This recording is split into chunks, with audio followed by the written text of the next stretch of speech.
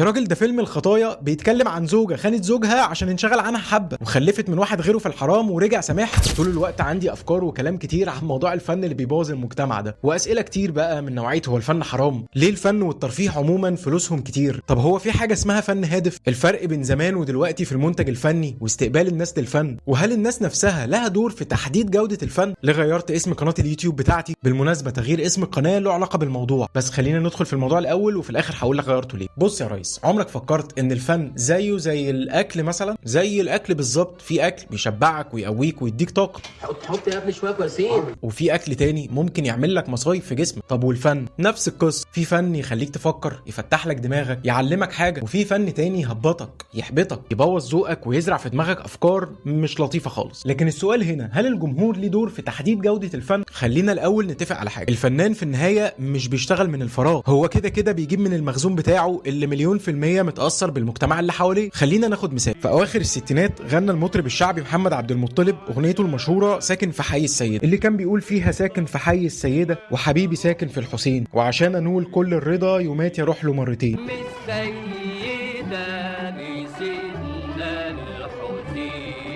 بغض النظر ان محمد عبد المطلب كان مقفوره شويه، هو المشوار بين المنطقتين 10 دقايق تقريبا، اللي هو كل يوم كان بيروح يجيب سجايره وبالمره بيعدي على بيتها عادي، بس المعنى حلو ورايق. بعد كده بيكمل وبيقول افوت على بيت الحبيب اقول جريح يا اهل الهوى، ويا ريت يكون لي معاه نصيب والحب يجمعنا سوا، والفرحه تبقى فرحتين من السيده لسيدنا الحسين. دي كلمات اغنيه شعبيه مصريه في وقت من الاوقات اللي في وقتنا الحالي اتحولت لبالعافيه. بالعافيه انا جوه في منطقتك واقف تحت بيتك وبسمع حتتك انت تخصني. 280 مليون مشاهده على اليوتيوب بس في اغنيه لو كانت نزلت في وقت الخمسينات او الستينات كان يعتبر حسن شاكوش مختل عقليا. بصي هو ايه اللي عايزني انا اغنيهم؟ ده مجنون رسمي. واللي اختلف في الاغنيتين هو المجتمع نفسه اللي خرج منه نوع الفن ده ووافق عليه ودعمه. سلوك الناس في كل زمن عليه عامل كبير في نوعيه الفن اللي بيتم انتاجه. اما بقى حرمانيه الفن من عدمه فرأيي الشخصي يرجع لحاجتين، اولا مدى استهلاكك، لان الافراط في استخدام اي شيء اكيد هيقلب بحرمانيه. مفيش شك ان الاكل مثلا حلال، لكن الافراط فيه.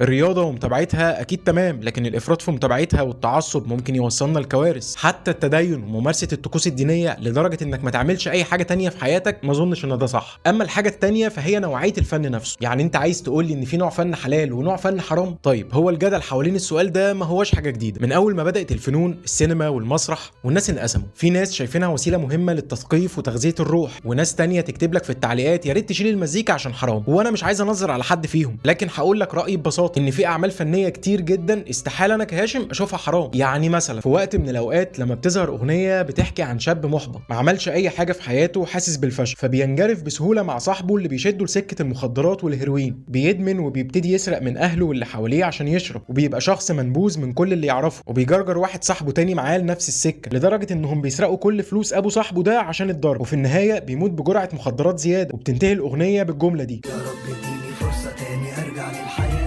همشي في طريقي صح لحد اخر منتهى. كلمني بقى عن تأثير الأغنية دي من وقت ما نزلت. حد يجي يسلم عليك يقول لي في ودني انا بقالي 12 سنه مدمن وبطلت، لان دي هي اللي عملت معايا كده. تلاقي مثلا كومنت على فيسبوك او يتبعت لي مسج وميك اتبعت له مسجات شفناها ان انا كنت خلاص في السكه دي وبادئ ووقفت. من مصحات احنا جايبينه من مصحات فعلا. انا سمعت المصحات كلموني وقالوا لي على الارقام مهوله، والحمد لله والشكر لله. وتلاقي حد زي شيوخ يعني فاهم بيقولوا انه هو ده المفروض الرساله اللي مطلوبه من الفن. كان الحبيب علي الجفري الحلقه اللي فاتت اتكلمت فيها عن مسلسل لن اعيش في جلباب ابي، مش من زاويه فنيه، لكن اتكلمت عن سيكولوجيه عبد الغفور البرعي وايه القوانين اللي عمل بيها عشان يوصل للثراء المالي. وده لان مسلسل لن اعيش في جلباب ابي كان بيدي دروس في كل حلقه بشكل غير مباشر عن النجاح. انا مثلا واحد من افلامي المفضله هو همام في امستردام، غير انه فيلم كوميدي وفيه تلتين الافيهات الحلوه لهنيدي، اطلع وريهم العار. لكن انا بحب قصه النجاح اللي بتبدا بالشاب المتكحرت واللي مش لاقي نفسه في اي شغلانه بيشتغلها، مش لاقي نفسي في ولا شغلانه من اللي اشتغلتهم ياما،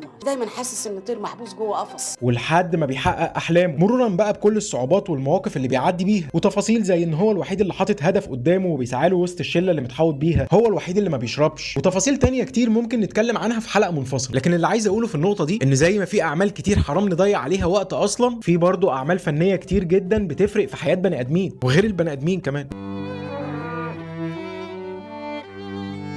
نيجي بقى للجزء اللي الناس كلها بتحبه، خالص. ليه الفن والترفيه عموما فلوسهم كتير مقارنه بالمهن التانية؟ خلينا ناخدك لسنه 1941 حيث اول اعلان تلفزيوني في الولايات المتحده الامريكيه. الاعلان بيظهر قبل ماتش بيسبول، الناس كلها قاعدين مستنيين الماتش، فجاه بيلاقوا صوره ساعه فخمه جدا مع اسم الشركه. طبعا الشركه حققت مبيعات وشهره كبيره جدا. وبعد الوقت ده ب8 سنين تحديدا في سنه 1948 ظهر اول اعلان بمشاركه ممثله مشهوره لصالح شركه ويستن هاوس. الاعلان بيسمع جامد جدا وبيعلي مبيعات الشركه بشكل ملحوظ. وهنا المنتجين وصناع الاعلانات قالوا لك طب ما احنا لو جبنا نجم معروف يعلن عن المنتج الناس هتصدق وتشتري اسرع. وبقت صناعه الاعلانات بتتكلف الاف وملايين الدولارات. ومن اللحظه دي قيمه الفنان ما بقتش بس في موهبته لكن كمان في قدرته انه يبيع منتجات بمئات الملايين. وبالتالي طبيعي انك تلاقي اجور الفنانين ارتفعت بشكل ضخم لان بقى معاهم قوه تاثير تسويقيه رهيبه. عشان كده هتلاقي الممثل الفلاني عامل مسلسل متكلف 200 مليون جنيه، اجره هو لوحده 50 مليون جنيه، بس ده مش عشان سواد عيونه لكن عشان المنتج عارف انه هيقدر يبيع المسلسل ل 3 4 5 قنوات بقيمه 300 مليون مثلا. والقنوات دي بتشتري بالرقم ده عشان عارفه انها هتبيع بيهم اعلانات ب 400 مليون مثلا. والشركات اللي هتحط الرقم ده في الاعلانات عارفين انهم هيبيعوا منتجات على حس الاعلان ده ويكسبوا اضعاف فلوسهم. جمعيه ودايره بالك، جمعيه ودايره، قطر وما بيوقفش. قبل ما نقفل الحته دي خليني بس اقول لك على حاجه عشان نبقى بنقول اللي لينا واللي علينا. لو انت فاكر ان كل الممثلين بياخدوا ملايين فلا طبعا، ممثلين الصف الاول بس هم اللي بياخدوا الملايين اللي بنسمع عنها، اما نجوم الصف الثاني والثالث فطبعا ما بياخدوش الارقام دي نهائي. يعني الموضوع زيه زي اي مهنه، هتلاقي مثلا في دكاتره مشهورين واغنياء جدا بيعملوا عمليات بملايين وده لانهم عندهم حاجه مميزه عن غيرهم. كذلك في اي مهنه هتلاقي فيها درجات، لكن الفرق في الفنانين واي حد بيقدم محتوى ترفيهي عموما بيكون دايما تحت دايره الضوء ودايما متشاف. نرجع لموضوع الحلقه، هل الفن بيبوظ المجتمع؟ الحكايه مش في افلام ولا مسرحيات ولا عادل امام ولا محمد رمضان. المجتمع مش هيبوظ بكام فيلم، المجتمع بيضعف لما التعليم بيقع والصحه تبقى في النازل ولما الناس تفقد الامل في بكره. طول عمرنا بنتفرج على فن بيضحكنا وبيبكينا بس عمرنا ما بوظنا. مدرسه المشاغبين مثلا كانت مرايه للي بدا يحصل في المدارس وقتها، مش هي اللي علمت الطلبه قله الادب. الطلبه قلت ادبها لما المجتمع اتغير والدنيا اتغيرت والاب ما عرفش يربي، مش بسبب عادل امام. ولو الافلام بتبوظ الذوق العام يبقى ازاي في نفس البلد دي طلع فنانين وكتاب ومبدعين من كل جيل رغم وجود افلام للجريمه والوقيعه والخيانه الزوجيه واكل مال الايتام؟ الناس ليه بتحب محمود المليجي مثلا رغم انه كان نموذج للشر والبلطجه والقمار وشرب الخمره؟ يا راجل ده فيلم الخطايا بيتكلم عن زوجه خانت زوجها عشان انشغل عنها حبه وخلفت من واحد غيره في الحرام ورجع سامحها، والناس بتشوفه ومحدش اشتكى انه بيبوظ المجتمع ولا بوظ الزوجات. والخلاصه في الحته دي ان المجتمع اللي يبوظه فيلم ولا مسرحيه يبقى مجتمع هش. هش يا صابر، هش. طالما وصلت للجزء ده في الفيديو يبقى انت يهمك تعرف انا ليه غيرت اسم القناه. القناه الاول كان اسمها فيلم مصطبه، كنايه عن الحكاوي المختلفه في الفن والسينما وخلافه، لكن انا قررت ان محتوى القناه في الفتره الجايه يبقى متخصص اكتر وهحاول كمان انه يبقى مفيد اكتر. هنتكلم برضو عن الفن والافلام والسينما بس مش من زاويه تحليليه على قد ما هي زاويه عقليه، عشان كده سميتها فيلم مايند. ما تنساش بقى تعمل لايك وسبسكرايب وتشجعني والحاجات الحلوه دي. انا هاشم محمد وانت كنت بتتفرج على برنامج فيلم مايند.